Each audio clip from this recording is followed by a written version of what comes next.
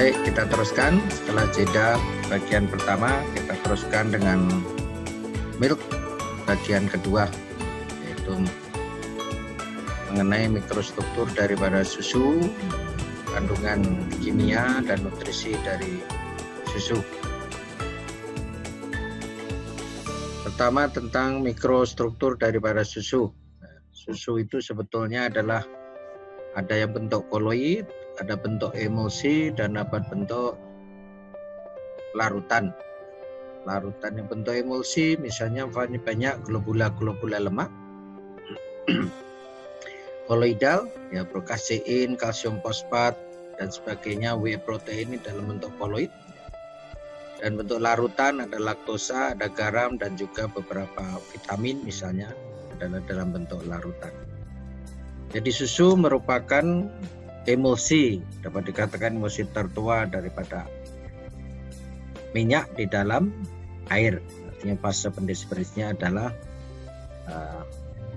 air. Ini adalah gambaran mikrostruktur daripada susu, ya. Yaitu kalau secara umum kalau tidak ada perbesaran, susu adalah seperti putih, ya,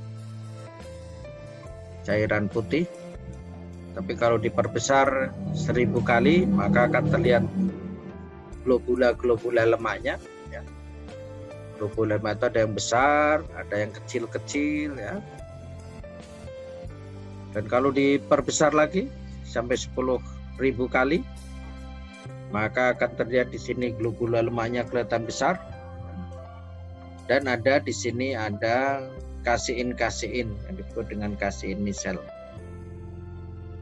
Nah, dari emulsi susu itu sendiri, kalau dalam bentuk susu segar itu ada globulanya yang kecil, ada globula yang besar. Nah, oleh sebab itu di sini kalau susu itu kita diamkan, biasanya satu globula dengan globula yang lain akan menyatu. Setelah itu akan koalesen membentuk globula yang lebih besar. Globula yang besar itu akan mengumpul, biasanya nanti lama-lama akan ke atas. Kurang lebih kalau kita dapat susu pagi-pagi bagian atasnya kuning, nah itu adalah berupa lemak-lemak yang mengumpul. Nah, supaya tidak terjadi pemisahan, biasanya di industri nanti akan dilakukan apa yang disebut dengan homogenisasi. Yaitu globula lemak ini akan dipecah jadi yang kecil-kecil, dengan demikian tidak mudah memisah. Ini contoh beberapa globula lemak, ya.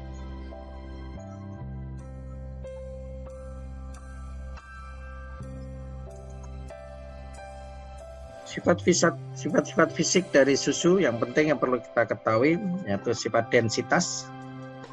Susu itu mempunyai density yang sangat spesifik, ya, antara 1,029 sampai 1,033. Rata-rata adalah 1,031 pada suhu 20 derajat Celcius.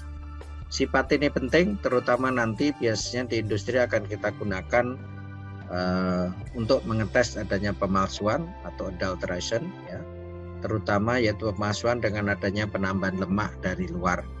Dimana kalau susu ditambah lemak dari luar, misalnya santan ataupun krim atau bentuk yang lain, maka berat jenisnya akan turun. Yang kedua, susu juga mempunyai freezing point, ya, titik beku yang sangat spesifik antara minus 0,54 sampai dengan minus 0,59. Di sini juga penting perlu kita kenal karena nanti di industri ini biasanya dilakukan terutama juga untuk mengetes adanya pemalsuan, yaitu pemalsuan dengan penambahan air. Di mana kita tahu bahwasanya air adalah titik bekunya mendekati 0. Jadi semakin dekat ke arah titik 0 berarti semakin besar dari minus 0,54 ini ke arah 0, maka patut dicurigai adanya penambahan air. Berikut nilai pH yaitu antara 6,4 sampai 6,7 juga spesifik, di mana kalau kurang dari 6,4 maka patut dicurigai susu tersebut banyak mengandung mineral, khususnya adalah dicurigai adanya mastitis.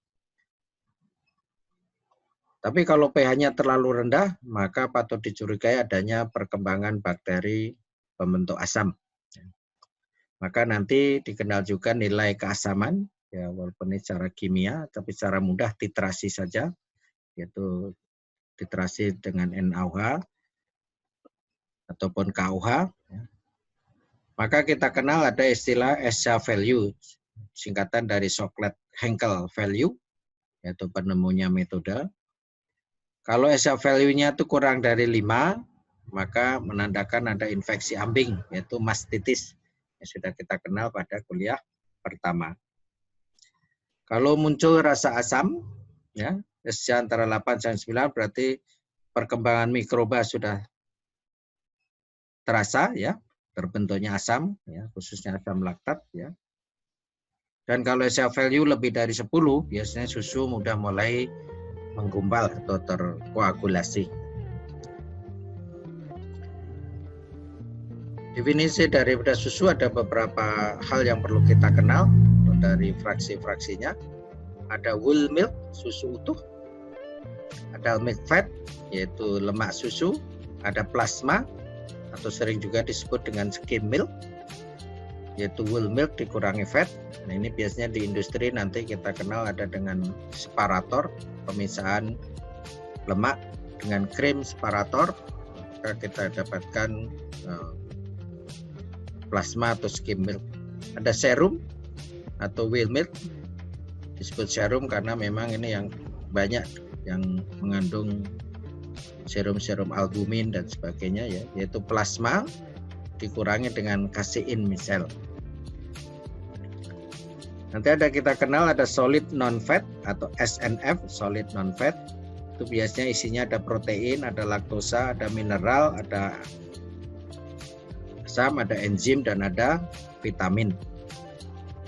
Dan total milk solid, yaitu fat ditambah SNF. Komposisi susu. Kalau kita punya susu, maaf ini gambarnya kurang begitu jelas, ya. Susu terdiri dari milk solid, yaitu padatan, dan ada air. Jadi air sebetulnya dalam susu itu cukup banyak, ya, hampir 90% susu adalah air. 87,5% adalah air. Di dalam padatan ini sendiri ada milk fat, kurang lebih 3,6 rata-rata. Dan ada milk non-fat, yaitu milk solid dikurangi lemak, ke 9. Milk non-fat ini sendiri ada protein, kurang lebih 3,4. Ada laktosa, gula susu, 4,9. Dan ada mineral. Protein ini sendiri nanti ada kita bedakan, ada kasein dan ada whey protein yang mempunyai sifat yang berbeda. Jadi kalau kita lihat untuk gampangnya, biar ingat-ingatnya gampang, jadi komposisi susu kurang lebih yang perlu kita ingat adalah lemak rata-rata 4%, protein rata-rata 4%, laktosa rata-rata 4%, jadi 12%, kurang lebih gitu yang untuk memudahkan mengingatnya. Kalau ingat detail sampai komanya ya sangat bagus, tapi kalau paling tidak, kalau tidak ingat detail adalah rata-ratanya saja, ya. Tetapi komposisi tersebut masih sangat tergantung tentu saja jenis mamalia yang menghasilkan susu tersebut. Kita lihat seperti contoh yang paling banyak sekali lagi adalah susu sapi. Sengaja saya kuningkan, ini adalah untuk memberikan gambaran susu sapi komposisinya hampir sangat dekat dengan susu ibu, ya. Baik itu airnya, diameternya, fatnya kurang lebih sama, ya. Proteinnya yang susu ibu agak lebih rendah, ya. Tapi laktosanya yang berbeda, ya. Kalau susu ibu sampai 7%, yang lain-lain hampir sama. Nah, di sini yang beda-beda, ya. Ada susu kambing. Nah, ini kalau kita lihat Yang tinggi apa di sini? Susu kambing ini adalah misalnya lemaknya juga cukup tinggi, proteinnya tinggi. Susu kerbau lemaknya tinggi, ya. Proteinnya juga tinggi. Susu kuda, kalau kita lihat yang tinggi menonjol adalah gulanya. Ya. Ini adalah variasi komposisi susu tergantung dari jenis mamalia penghasil susunya. Ya. Yang kedua, komposisi susu juga sangat tergantung dari waktu laktasi. Masih ingat ya, apa itu waktu laktasi? Ya, betul. Jadi waktu dari hewan melahirkan sampai akhir pemerahan secara komersial kalau di industri ya. Itu kurang lebih sekitar 300 hari, 305 hari ya, untuk sapi. Ya.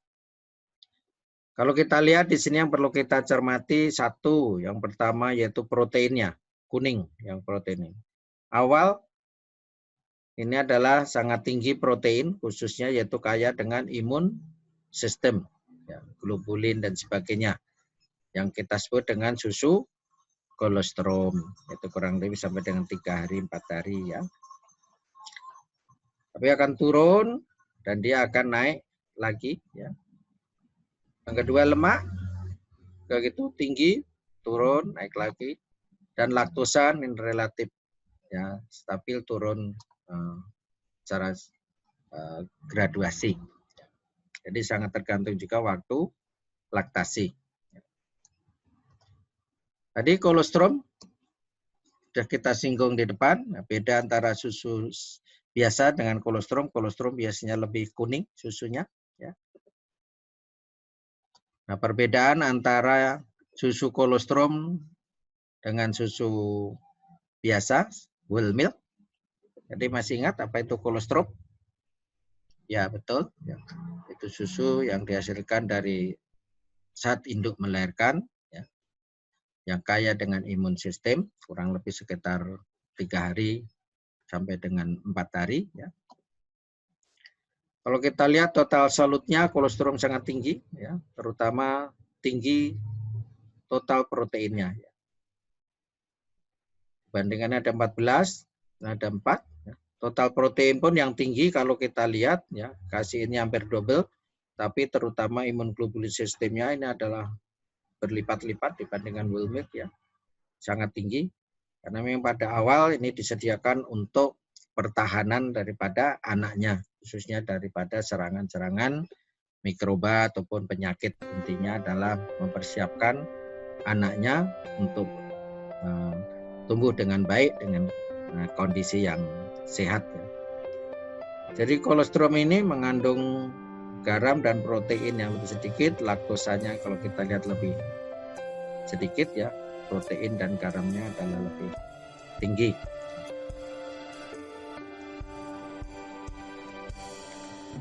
Ini beberapa grafik susu kolostrum, yaitu sampai dengan 4 hari, yaitu dari kandungan peptidanya akan turun, dan juga di sini turunnya antibodi ya,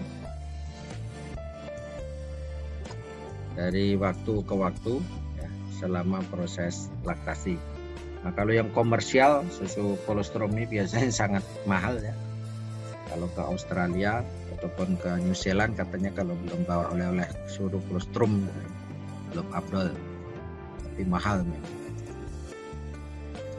Kolostrum isinya apa saja? Sekali lagi di sini satu ada nutritional factor, artinya faktor nutrisi, yaitu untuk energi, protein, vitamin, mineral, karbohidrat, lemak dan sebagainya. Ini adalah kandungannya antara susu ibu dan susu sapi perbandingannya. Kalau kita lihat di sini sekali lagi dibandingkan susu ibu sangat tinggi akan protein ya. Yang kedua ada imun faktor. Sekarang kita lagi banyak disuruh ya mempertahankan imun sistem atau meningkatkan imun sistem dengan berbagai cara. Ada berjemur, ada ini untuk melawan wabah yang sekarang sedang muncul. Imun sistem ini ada laktoferin, imun globulin A, G, dan sebagainya. Nah, kalau kita perbandingkan antara susu ibu dengan susu bovine, nah ini yang di sini sangat tinggi, sini rendah. Tapi sebaliknya, imun globulin G ini sangat tinggi berlipat. Sehingga sebetulnya komposisi antara tiap-tiap penghasil susu adalah berbeda-beda dan itu disiapkan sesuai dengan kebutuhan anaknya. Dan itu yang menyebabkan karena komposisinya sangat berbeda, kalau dipaksakan biasanya manusia minum susu kolostrum, nah itu kadang-kadang tidak tahan. Justru ada efek sebaliknya, misalnya jadi buang-buang air dan sebagainya. Dan ada faktor pertumbuhan, ya, beberapa faktor pertumbuhan perbandingnya dengan susu sapi dan susu ibu, sekali lagi ada perbedaan. Kita masuk komponen kimia berikutnya, yaitu secara umum milk protein, ya, protein susu. Protein susu sangat tergantung dari jenisnya tentu saja ya. Kalau kita perhatikan komposisi, ya. Protein susu dikelompokkan ada 2 grup yang perlu kita kenal, ada kasein, ada whey protein. Nanti kita bahas sifat-sifatnya, terutama penting perlu kita kenal hubungannya dengan proses pengolahan yang tepat. Ya. Di sini yang khas apa? Kalau kita bagi 2, yang di sini mirip-mirip komposisinya antara babi, kuda, anjing. Dan misalnya ini kurang lebih komposisi kasein dan whey proteinnya hampir sama. Tapi kalau yang di sini juga hampir sama kelompoknya, yang bovine milk ini 80% kasein, whey proteinnya kurang lebih 20%. Sedangkan kalau untuk yang susu di sini kalau ini adalah hampir sama antara kasein dan whey protein. Sifat-sifat dasar yang perlu kita kenal, yang pertama adalah untuk untuk kasein. Yang 80% tadi kalau di susu sapi ya, sekali lagi ini sangat tergantung dari hewannya. Sifat yang perlu kita kenal, kasein ini stabil terhadap panas. Yang kedua, tetapi dia sensitif terhadap perubahan pH. Yaitu kalau pH-nya turun dia akan menggumpal. Prinsip ini nanti akan digunakan pada pembuatan yogurt misalnya. Sehingga ada ditumbuhkan bakteri pembentuk asam, sehingga nanti ke titik isoelektrik dan susunya akan menggumpal. Sensitif terhadap perubahan kalsium. Nah, sifat ini juga penting kita kenal terutama nanti dalam pembuatan keju. Untuk membantu koagulasi yang optimum, kadang-kadang ditambahkan kalsium, misalnya yaitu kalsium klorid, ya, 0,2% biasanya. Yang ketiga sifatnya sangat penting yaitu sensitif terhadap enzim protease, yaitu enzim pemecah protein. Di mana dengan sifat ini nanti susu kalau ditanda enzim protease, misalnya rennet yang digunakan pada keju biasanya ada rennet ya, yang diekstrak dari abomasum anas sapi, ataupun renin atau renilase itu dikembangkan dari mikrobial ya.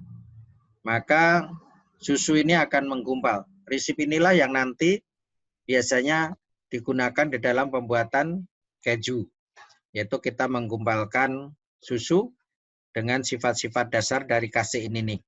Yaitu pH-nya dirubah, ya, kalsiumnya ditambah kadang-kadang, terus protease enzimnya ditambah, maka susu akan menggumpal menjadi tahu susu atau curd.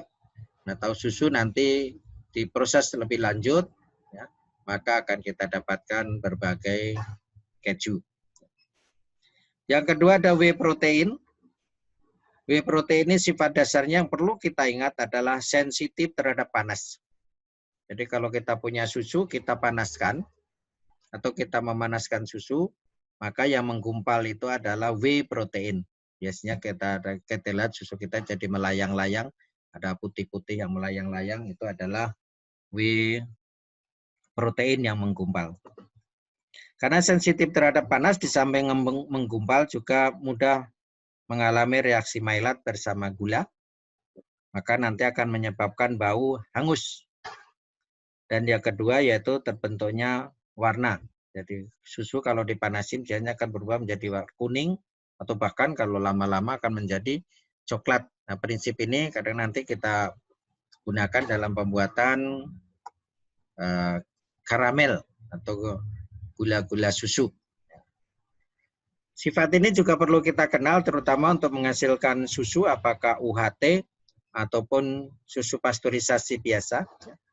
Kalau UHT kan dipanaskan sangat tinggi di atas 130 derajat Celcius, maka banyak whey protein yang menggumpal. Nah, untuk menghindari hal tersebut, maka biasanya homogenizer-nya dipasang setelah pemanasan. Tapi kalau hanya susu pasteurisasi biasa, tidak sampai menggumpal, maka homogenizer dipasang sebelum pemanasan.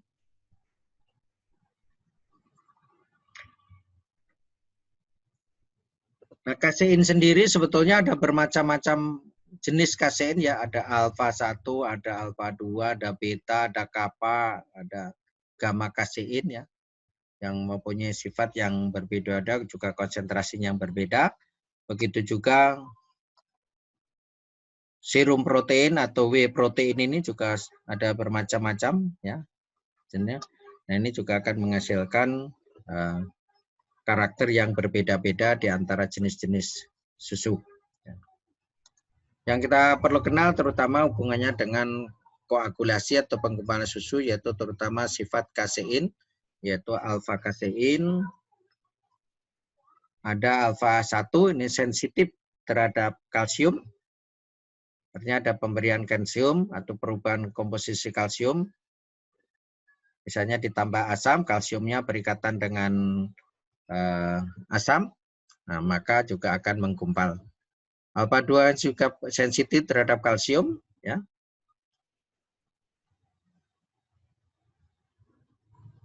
Beta kasein, ya, ini agak sensitif terhadap kalsium. Ya. Namun di sini sudah perubahan hidrofobik, ya. Dan biblik ini adalah mudah berubah. Ya. Dan kappa kasein ini adalah dia sangat stabil terhadap kalsium, tetapi dia sangat mudah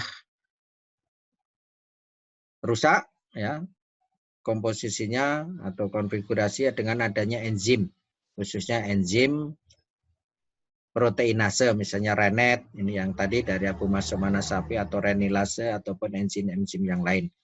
Nah, ini dalam penggumpalan keju misalnya ditambah dengan enzim. Nah, ini prinsipnya adalah kappa kaseinnya ini akan mengalami pemutusan ya, di ujung dari fenilalanin dan metionin ini, sehingga stabilitasnya akan berkurang. Inilah prinsip dari penggumpalan keju, yaitu di sini kappa kasein akan mengalami perubahan-perubahan menjadi GMP atau CMP dan sebagainya. Ini penggambaran dari kasein ya. Di sini ada kasein yang dengan di dalam ini ada bagian yang hidrofobik, biasanya adalah lemak. Nah, di sini yang biru ini adalah kalsiumnya ya. Ada juga yang tanpa lemak. Nah, di sini adalah berlapis-lapis. Nah, contoh struktur daripada kasein. Yang ini adalah kappa kasein. Ini yang lain kasein yang lain tadi ada alfa, ada beta dan sebagainya. Prinsipnya sepertinya kappa kasein ini artinya menyelubungi alfa, beta, seolah-olah seperti menstabilkan. Ya. Nah, nanti dengan adanya enzim ditambahkan dengan enzim protease, misalnya di sini dengan kemosin itu juga jenis enzim protease juga, maka tadi akan mengalami pemutusan ikatan terutama di ujung fenilalanin dan metionin, ya. Jadi ujung 105, 106 dari konfigurasinya, ya. Nah, di sini dari yang struktur semula seperti ini, kappa kasein yang menstabilkan nanti akan berubah menjadi seperti ini, ya. Di mana kasein yang lain ini berikatan dengan kalsium membentuk kalsium kaseinat, ya, yang menyebabkan pembentukan gel atau disebut kalau dalam keju biasanya disebut dengan curd, ya. Dan inilah nanti yang akan kita proses menjadi produk keju. Whey protein. Whey protein ini adalah tadi sekali lagi sifatnya adalah tahan terhadap sensitif terhadap panas, tahan terhadap enzim, ya. Dalam pembuatan keju maka biasanya sebagai byproduct kita dapatkan adalah whey protein. Nah, whey protein ada isinya albumin, ada globulin dan sebagainya, ya. Beberapa globulin, dan ini termasuk kalau kita perhatikan apa? Berarti lebih kepada imun sistem juga, ya. Ada alfa dan beta laktoglobulin dan sebagainya, ya. Yang ini diproduksi di mammary gland. Kalau serum albumin diproduksi melalui transformasi dari darah. Sekali lagi ini sifatnya adalah tadi sensitif terhadap panas. Nah, maka dari hasil pembuatan keju misalnya didapatkan whey protein, nanti bisa dipanaskan 90 derajat misalnya, maka akan protein ini akan menggumpal, maka biasanya akan kita dapatkan keju segar.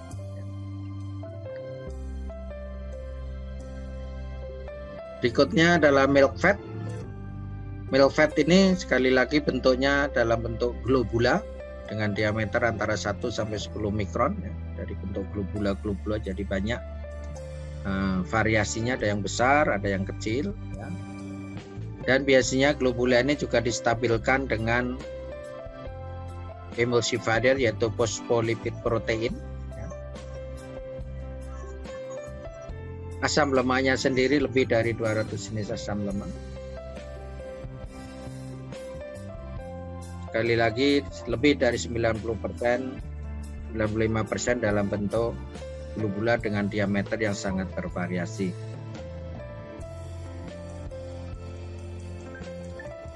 Sekali lagi globula ini bisa mengalami koalesen, jadi agregasi, bergabung, 2 globula atau 3 globula bergabung tapi belum menyatu. Setelah itu koalesen, dari 2 globula menjadi 1 globula yang lebih besar, atau 3 globula bergabung menjadi 1 globula yang lebih besar. Dan karena besar nanti mudah memisah, maka dia akan memisah ke bagian atas, yaitu mengalami separasi.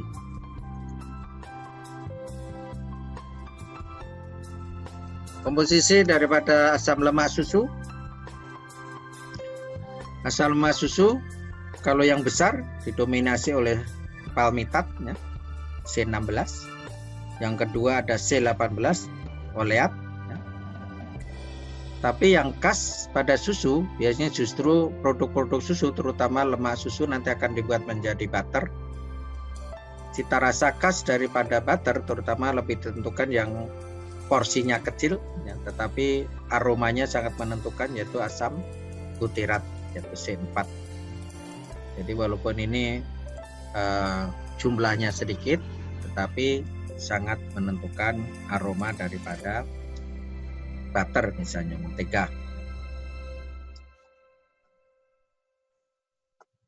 Berikutnya yaitu laktosa.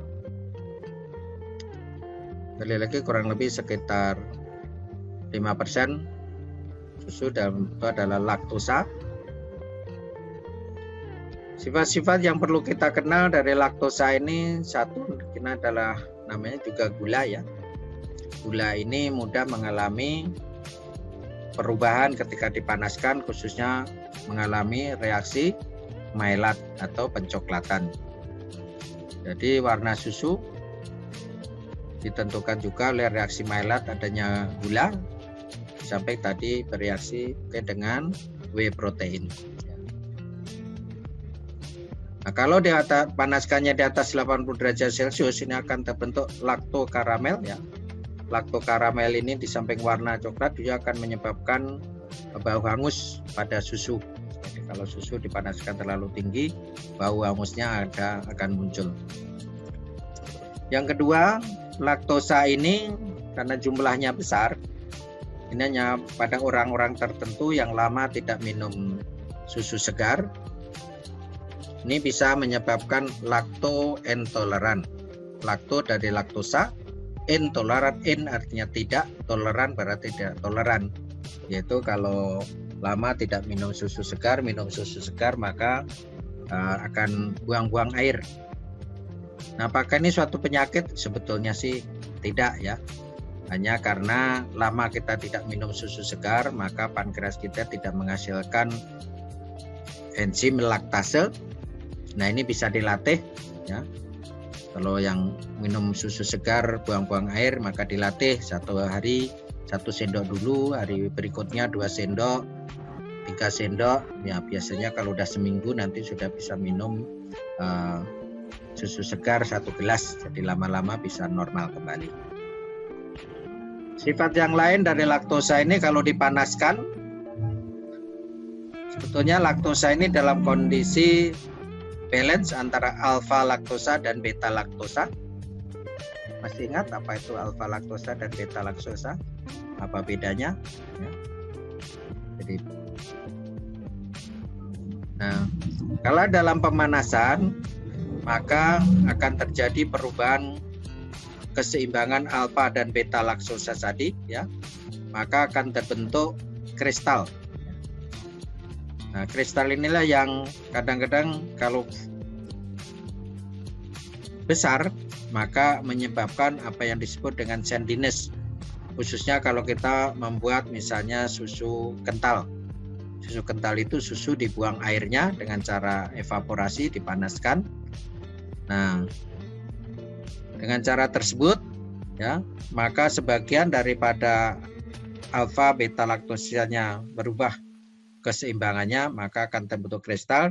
Dan kalau kristalnya itu lebih besar dari 30 mikron, itu biasanya sangat terasa. Misalnya kita ambil susu kental, kita oleskan ke roti misalnya, ternyata kayak ada pasir. Nah, itu akibat terjadinya kristal dari laktosa ini.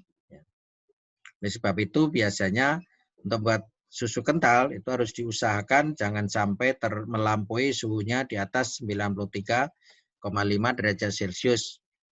Padahal kita menguapkan air. Nah, supaya tidak lebih dari ini, caranya gimana? Nah, nanti di proses pengolahan kita bahas. Salah satunya adalah dilakukan dengan evaporasi, yaitu menguapkan air pada tekanan rendah, dibuat vakum, sehingga pada suhu 60 misalnya atau 70, air sudah menguap. Nah, tetapi laktosa keseimbangannya tidak berubah sehingga tidak terbentuk kristal. Mineral, mikroelemen, terutama yang khas biasanya susu dikenal sebagai sumber kalsium. Ya. Na-nya sedikit ya, dan juga komponen-komponen mineral lainnya sangat penting, terutama untuk pertumbuhan tulang dan sebagainya. Komponen lainnya adalah vitamin. Ini adalah beberapa vitamin yang ada pada susu, ya. Sehingga susu dikatakan sebagai minuman yang sehat. Karena itu memang disediakan oleh induknya untuk anaknya, baik untuk imun sistemnya, untuk pertumbuhannya.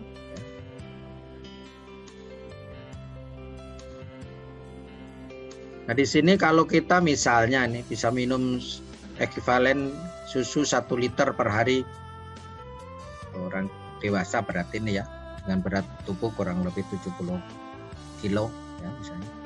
Maka 100% kebutuhan kalsium kita itu sebetulnya sudah tercukupi. Kebutuhan protein kita kurang lebih 50% atau separuhnya tercukupi.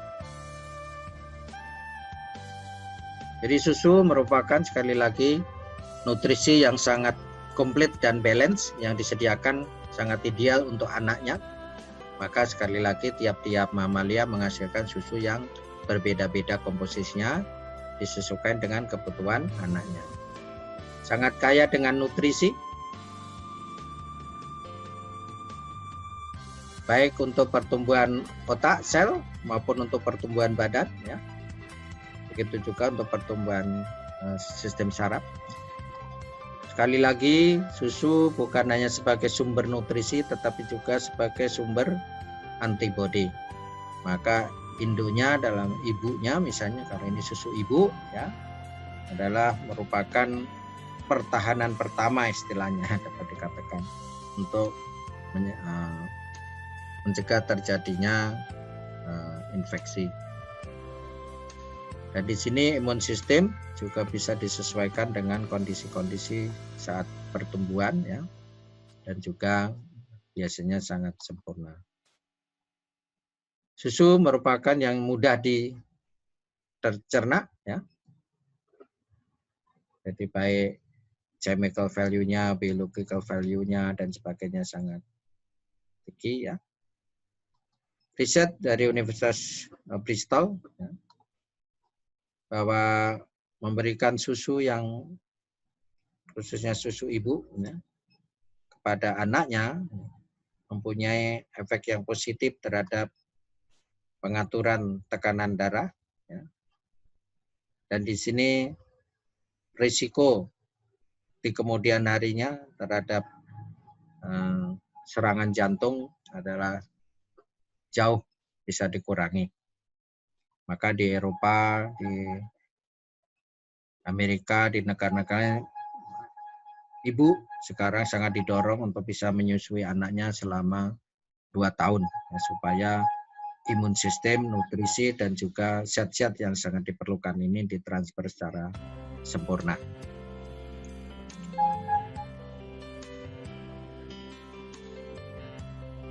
Berikutnya, susu juga kaya dengan omega 3 untuk ibu ya.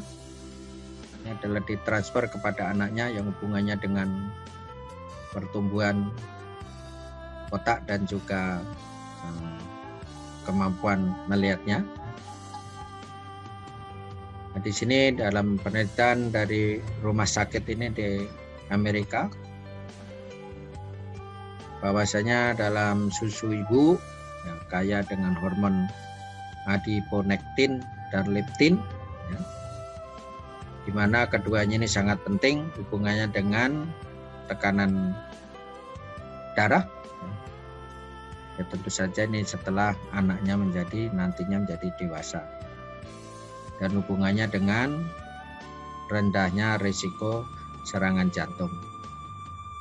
Leptin ya, mempunyai peranan yang penting di dalam metabolisme lemak.